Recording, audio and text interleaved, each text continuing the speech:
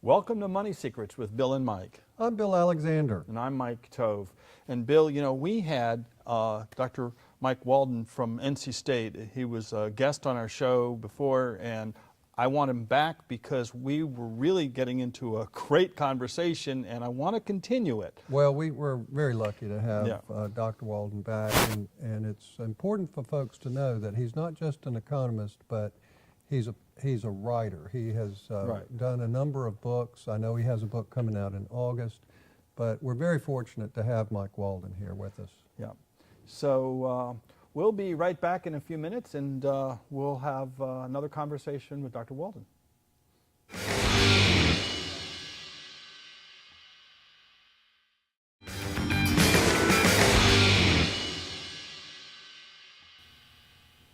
And we're back. So, Dr. Walden, welcome back. My pleasure, thanks. You know what's funny, or scary? I have a son who starts college this fall. And we had the financial officer from Lewisburg College, where he's going, on the show previously. But I want to talk about what the future for college is for kids, because with the changes in the economy, what's coming, college could be tough.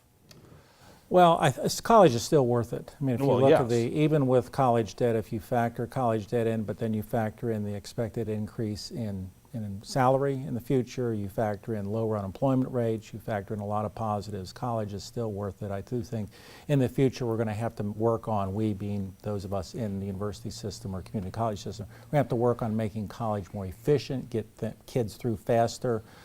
Some have talked about a 3-year college undergraduate program rather than 4. I think we're going to have to focus more on making sure that the majors we have are majors that the market wants. That said, I think another big decision, obviously your son is facing that, is what do you focus on? What kind of college training will lead to a successful career? So, and that's, I think, in a state of flux because of the changes in the economy, the changes in technology, again, technology being able to do more of what humans could do. Well, one of the things that, and I'll just pick on my son for a moment, he wants to go into business. And he's taking a business course in high school, which I think is great. It is great. But one of the things that happened, he had this one focus, and then he came home just a couple of weeks ago talking about how he wants to change everything, his micro focus, because there was one aspect of this class that he's taking in high school that he thought was marvelous, and now that's what he wants to do. And you and I both know that people enter college in one direction, and the direction changes 2, 3, 4 times before they get out. And I went through that, changed majors, Me too. changed majors twice.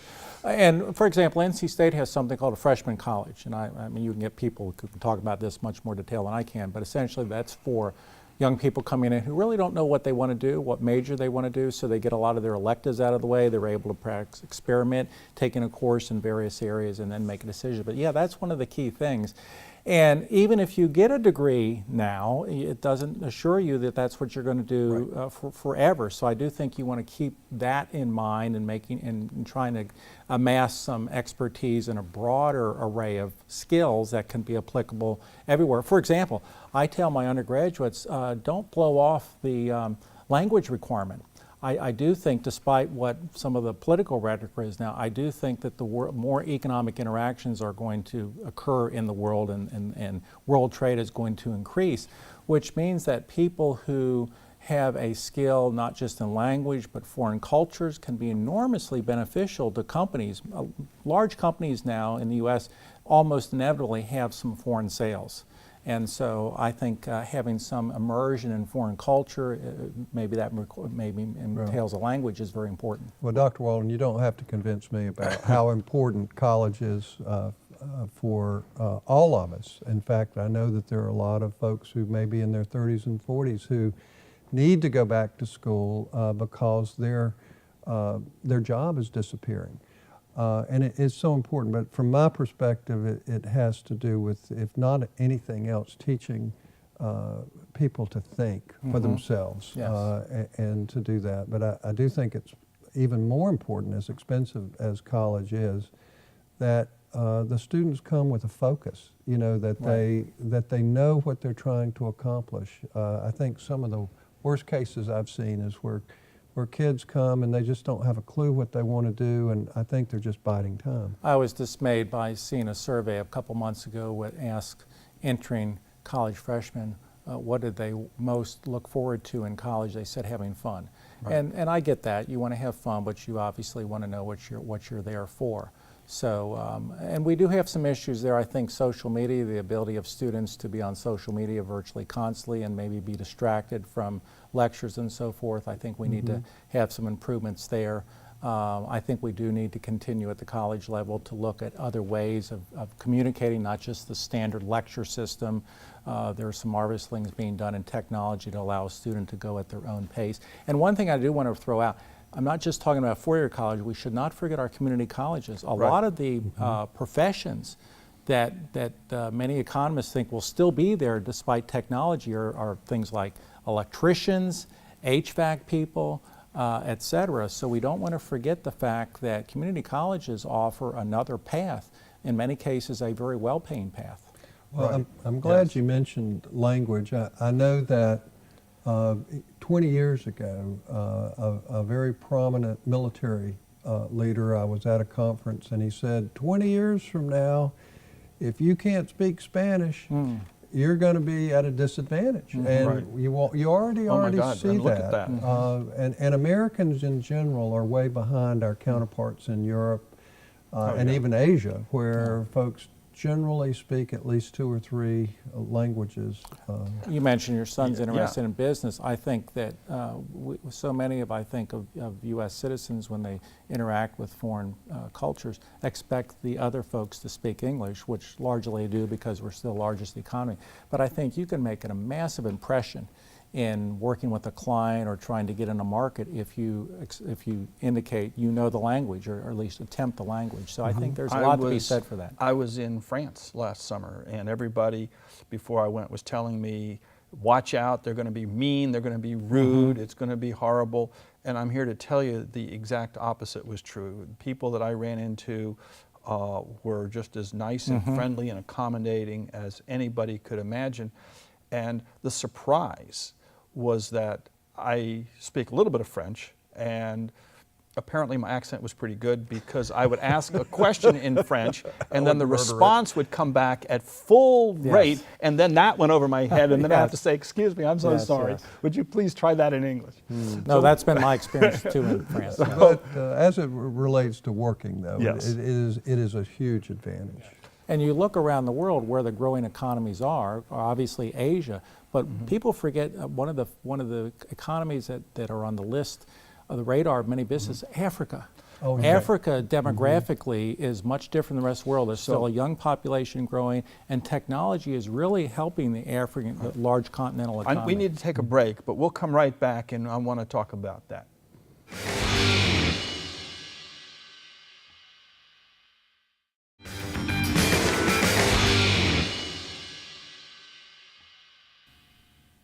And we're back. Right before the break, you were talking about Africa. And one of the things that I'm very aware of, and God, my dad back in the 70s used to talk about how the world had only 100 people in it. But the earth, as far as our communication infrastructure, is shrinking. I mean, we are getting much, much, much closer, much more into a global economy than we ever were 2, 3, 4 decades ago, right? Correct. And so that has to have an impact on our thinking for tomorrow, right? Well, yes. I mean, despite the talk today about, well, we need to do more here at home, we need to throw out imports and just make it everything ourselves. And I understand that reaction. You just have to travel through rural North Carolina and see the loss of the textile and apparel industry, what that's done. But I still think the global forces are still too strong. So I tell business people, and they know this, that if you're growing a business, inevitably you're going to look to foreign markets, and particularly Asia and Africa. So that was our point before the break, that Africa has a different demographic structure. Most of the world is aging, even Asia, even China is aging. And Not China's- Africa.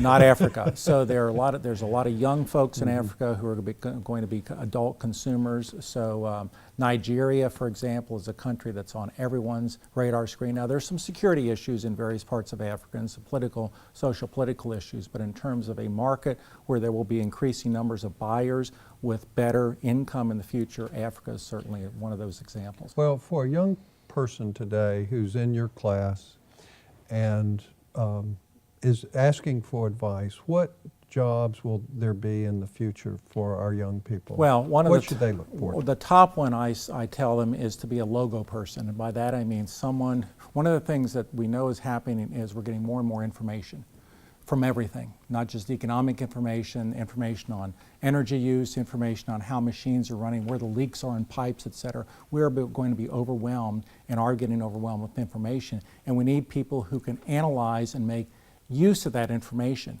That's why SAS has done so well. They started doing that 40 years ago, and that's why they burgeoned in such a big company. So I call those are called logistical people. You need some statistical training, you need some computer science training, you need some ability to communicate. So I think that would be the top example of an occupation that I would push someone to go into if they had those kinds of interests. I have a challenge with that, not philosophically, but functionally, and that is my experience is that people want to be less and less analytical these days. I see this trend, at least I have in the past, where folks just want to know what's the minimum that they need to do to get by, and I see that as a disconnect from what you're talking about. Well, I think what the logo people, they obviously need to be steeped in the details, but then I think the challenge for them is to take that information and distill it into usable bites for people that you're talking about who just want the bottom lines. Yeah. And interestingly, Mike, that's where the ability to communicate, a lot of people have written off the liberal arts and say, well, what all this trend means, people aren't going to use the liberal arts. Not so. If you look at business surveys, they say the kind of people they want are people who can communicate, who can write and Right. speak.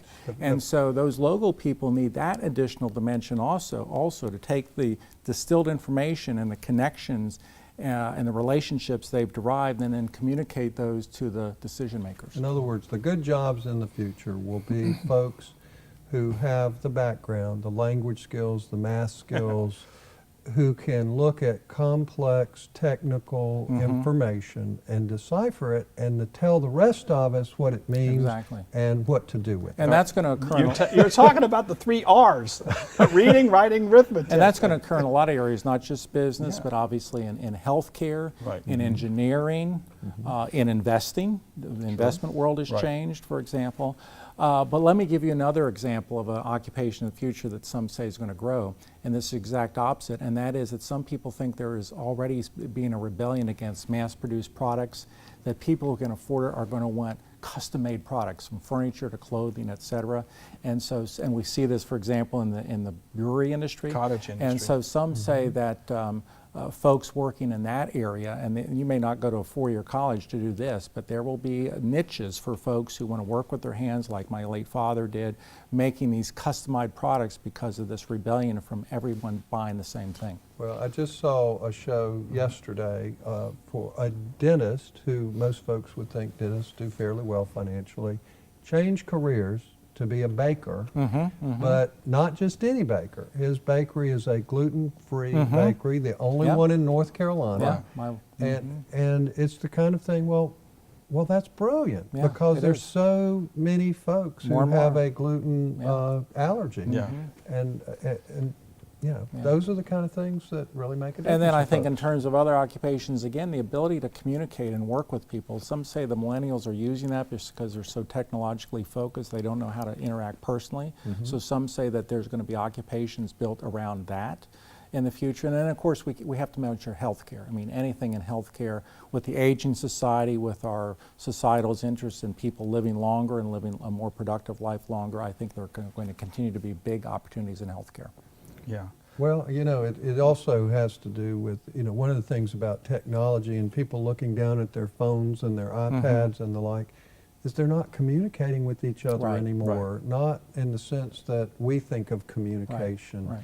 And to me, just being able to listen to somebody and to have a conversation is Exactly. so meaningful. Yeah, yeah, and employers are saying that's lacking in some of the workforce today, the ability to collaborate and coordinate and communicate. So I think that's where the liberal arts, I think, are very, very helpful. So I'm here to say that rather than the liberal arts being taken down a notch, I think that liberal arts is going to be even more important. Right. We'll come right back, and I want to talk a little bit more about that. We'll see you in a moment.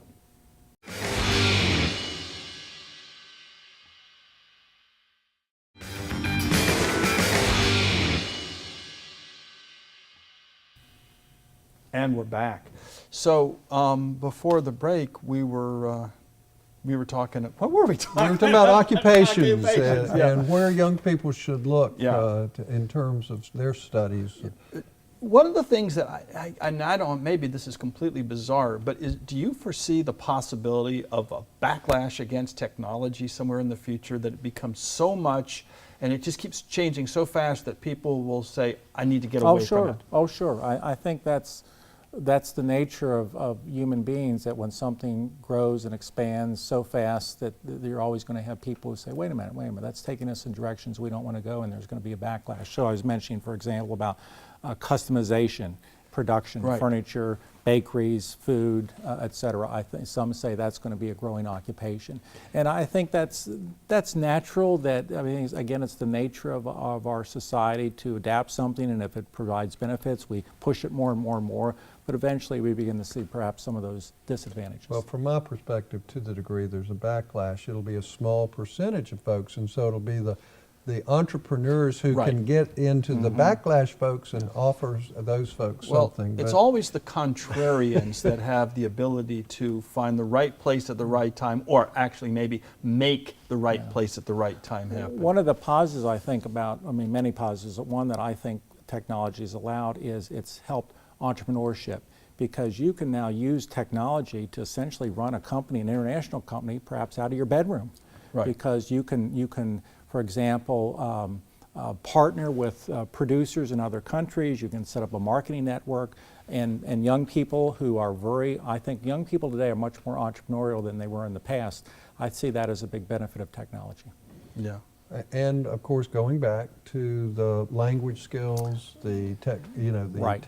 technological skills. I they're think there's all going to be a important. revival of recognizing we need not to forget how to communicate with people, how to interact with people on a real-time basis, person to person. That's one reason life cities have continued to grow, because there is still something about, both of you know this, given your business, there's still something about looking someone in the face and looking at their body language when you're doing negotiations or deals or interactions. And I think cities have taken advantage of that. Well, I think that's something that we forget, that communication, only a small, I hear different numbers, but something like 8% of communication is verbal, and the rest of it is our body language. It is the subliminal message, Right. if you will. And you don't get that with a text. But it's the folks who know are willing to take advantage of technology to where it can help them. I know in my life I have traveled and worked in over 40 countries around the world. I've never been in any place, even remote places like Nepal or Mongolia, where internet was not available, where communication worldwide was not available. And for those folks who can take advantage of the connections and connectivity with people around the world, it's not about isolationism, it's about taking advantage of the world. A few years ago, my mom, before she passed, my mom and I actually went to the Galapagos Islands. It was a dream of hers, and so she and I went. It was just a wonderful time. 600 miles off the coast of South America in the middle of the Pacific Ocean, and most of the people, there were 16 of us on the boat, most of them were sitting there doing their technology, texting, and we were the only two Americans. It was from around the world, and everybody was communicating around the globe from the middle of the Pacific Ocean on little personal held devices. Yeah. It was shocking, actually. Yeah. Missing the moment, unfortunately. Yes. Well, I think we need to come back and talk about our money secret. I agree. So what would you want to advise folks from today? Because this is a great conversation. Well, I think one is that education, I think, is going to be increasingly continual. If you're in the workforce, you're going to start your occupation. My late father did the same thing for his 40-year career. I'm probably going to do that, but I may be the last of the generation to do that. You're going to have to change your occupation. You're going to shift as the economy shifts, as technology shifts, et cetera. So be nimble. Don't forget those occupations, I think, that don't necessarily require a 4-year college degree. A lot of those can't be done by technology. I've yet to see a robot who can fix a leaky pipe, which we have now at our house. Right. So don't forget our great community colleges in North Carolina. Absolutely. So anyway, thank you for being on the show. My pleasure. We'll be right back. Well, Dr. Wallen, thank you so much My for pleasure. giving our audience some money secrets that can be important. Tell us about your new book. My new book is titled Beyond the Connected Age, the Tar Heel State in 2050. It's about where North Carolina might be in terms of where we live, what we do, education, issues related to the environment, population growth, what all those might look like in 2050 in our state. Well, UNC I Press. hope I'm around. Well, me UNC Press too. out in August. Great. That's Well, We'll look awesome. forward to that publication. Yeah. So I'm Mike Tove of AIN Services. We can be reached at www.ain-services.com. Call us at 800-363-2296. And I'm Bill Alexander of W.G. Alexander and Associates. We're attorneys that focus on estate planning, elder law, and asset protection. And I invite you to join me on my radio show 11 o'clock Saturday mornings on WPTF 680 AM for Asset Protection Today. And thank you for watching, and we'll see you again next week. Bye-bye. See you then.